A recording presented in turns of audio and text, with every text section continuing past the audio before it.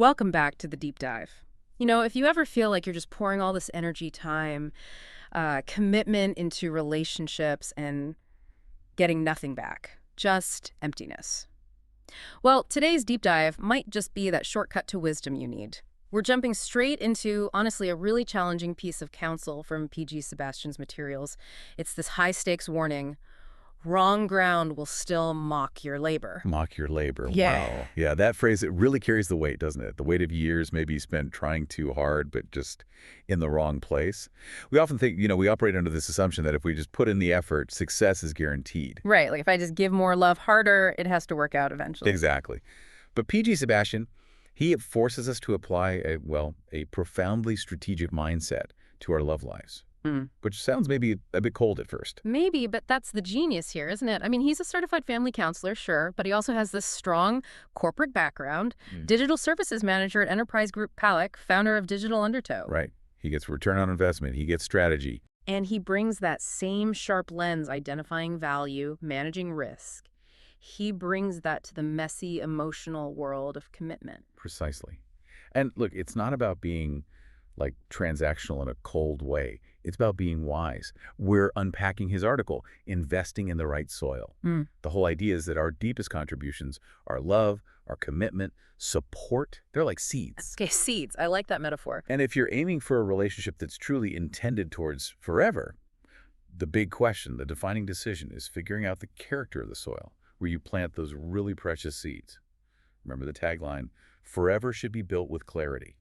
And that clarity, it starts right there with the ground under your feet. Okay, so let's get specific then. What exactly are these seeds PG Sebastian talks about, the things we're investing? Yeah, he lists them out. They're the quiet things, the fundamental contributions. Love, obviously. Commitment, care, support.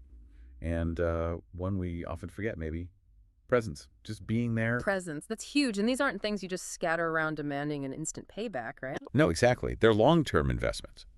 You plant them with the expectation, the hope, really, that the soil itself will, over time, multiply the return, grow something bigger. But that expectation, well, it sounds like it's fragile because it completely depends on the soil's nature, its character. So how does PG Sebastian break that down? What are the types of soil character we need to spot? He draws this really powerful distinction. On one hand, you've got what he calls grateful soil. Grateful soil. And this kind of soil, it takes your investment, your seeds, and it acts like a transformer. It leads to growth, sustainability, legacy even. It actually processes what you put in and turns it into something lasting. Okay, that's the goal. So what's the opposite? The soil we need to, avoid. That's the greedy soil. And the name says it all, really. This soil just takes and consumes. Consumes. Yeah, it swallows every bit of commitment, every act of care, every moment of presence you offer. But there's no ability or maybe even intention to process it into mutual growth. It's just an endless drain. Wow. Okay, but isn't it sometimes hard to tell the difference? I mean, people we love, they go through stuff, they have needs.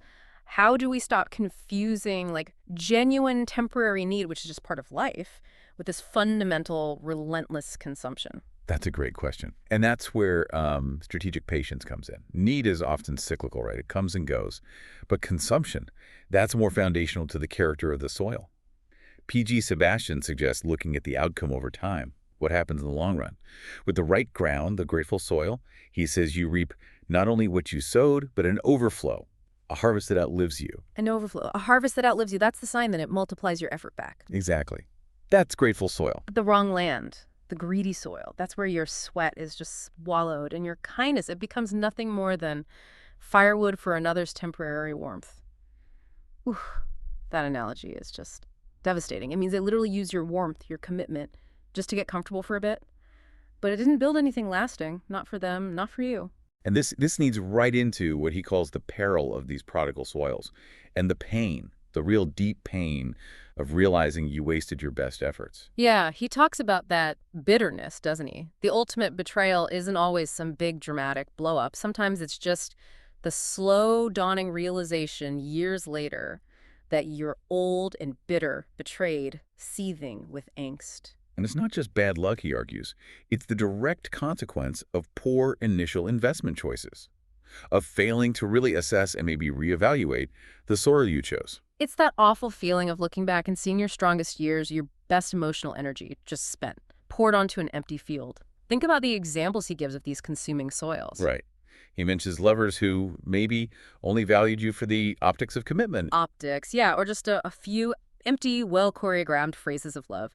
They like how the relationship looked, the performance of it, but not the actual deep, costly care you were putting in underneath. Or think about those relational vampires hiding in plain sight, Hmm. like friends who only ever took because, well, you were the one who always gave. It was just habit. Hmm. Or even family members sometimes, who treated your deep commitment like charity and not legacy. Like it was just a handout for today, not a shared investment in a future together. Exactly. They saw it as temporary relief, not a building block. So the really tough question we have to ask ourselves, maybe right now, while we still have the power to, change fields, is this. Are you maybe ignoring clear signs of dry, consuming ground right now? Are you spending your best, strongest years on a field that deep down you kind of know will be empty when the rains of age came, as he puts it?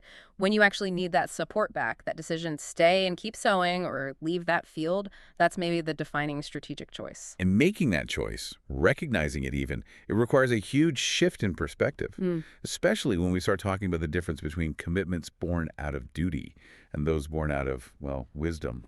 Okay, yeah, let's definitely talk about that distinction because this idea of strategic investment, it doesn't apply everywhere, does it? When does it stop? It stops fundamentally Hmm. in one primary non-negotiable area, Hmm. your children. That relationship is the big exception that really proves the rule of choice elsewhere. Okay. Why? Why is that relationship fundamentally different from, say, a partnership or a friendship? Because, simply put, it's a duty. It's bound legally, socially, spiritually. PG Sebastian puts it very bluntly. Hmm. You owe them because you summon them, Wow, you summon them. That's powerful. isn't it? They were possibilities waiting for your choice. And now they're here. Yeah. So the responsibility is absolute. It's not based on their character or potential return. So raising them, nurturing them, supporting them, that's your job, your duty. It's not a loan expecting repayment. It's not their debt. Exactly. And understanding that is so vital for your own mental health to avoid that bitterness later on. Mm. Any return they give you emotionally, practically, later in life, that's grace. It's a gift. It's not a guarantee. You cannot, he warns Huff and Puff as though wronged, if they can't or don't return that investment in the way you might expect. Your commitment there has to be unconditional, unlike almost every other relationship. Okay. That brings a lot of clarity, especially for expectations within families. But then when we shift back to the rest of the world, as you said, your spouse, your partner, your close friends, your inner circle, the rules change completely. Why is it so critical to apply that strategic wisdom, that element of self-preservation here, where love is still involved? Because in these relationships, the ones we choose, the only thing really upholding the investment is the mutual character of the people involved. For this group partners, friends, PG Sebastian's advice is really simple and urgent. Be wise about where you sow. Unlike children, who you're bound to by origin, your partners and friends are bound to you by mutual agreement on value, on reciprocity, on shared growth.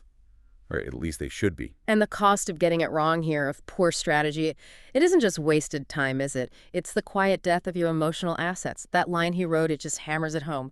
Seeds do not complain. They die silently in the soil you chose. Exactly. Your commitment doesn't scream for help. Your love doesn't flash warning lights. It just perishes. It becomes dust in that soil. Dust that should have been fruit. And that means the accountability, the responsibility for that outcome, it falls squarely on the investor, on you. Right. You chose the soil.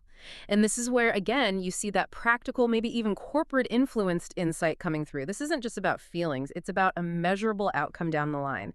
You're the one who will live long enough, hopefully, to see whether your basket is full of fruit or full of dust. The harvest size is the direct ROIs on your wisdom, on your initial assessment. Absolutely. And if you approach these chosen relationships with that strategic mindset, really trying to identify true value, looking for signs of that transformative capacity we talked about, that grateful soil, and crucially, recognizing consumption early on, you significantly minimize your risk of regret. This is the kind of practical thought, the clarity, that the whole Steps to Forever ecosystem is really built to deliver. It's about making sure the relationships you actively choose to build have the actual capacity to reach that forever status. So the big lesson from this deep dive today, it really boils down to this, doesn't it? Success in love, lasting love, isn't just about how much water you pour, the sheer quantity of effort you exert, but it's about the inherent quality, the character of the soil itself, the person receiving your investment. We have to stop confusing duty with choice. Yes, we owe the world kindness, basic decency, but we do not owe everyone our deepest legacy-level commitment. That kind of commitment, that's a rare seed, and it has to be planted wisely, with clarity. Okay, so let's leave everyone with this final, maybe provocative thought to take with them this week as they look at their own relationship investments. If your strongest seeds of commitment have died silently in the past, or maybe are even dying now, what specific character flaw did that soil possess? Was it that chronic consumption? An inability to value anything deeper than just optics? Was it something else? And maybe more importantly, is it a flaw you might still be failing to recognize today in a different field? Look closely at the dust you might be carrying, because your clarity today, that's what saves you years of regret tomorrow. It really is. Absolutely. If you're hungry for more of this kind of strategic clarity and building relationships that are truly built to last, please continue your journey. Explore more materials from PG Sebastian. Check out the Steps to Forever Knowledge Center platform. We're really honored to be your guides in trying to master strategic love. Until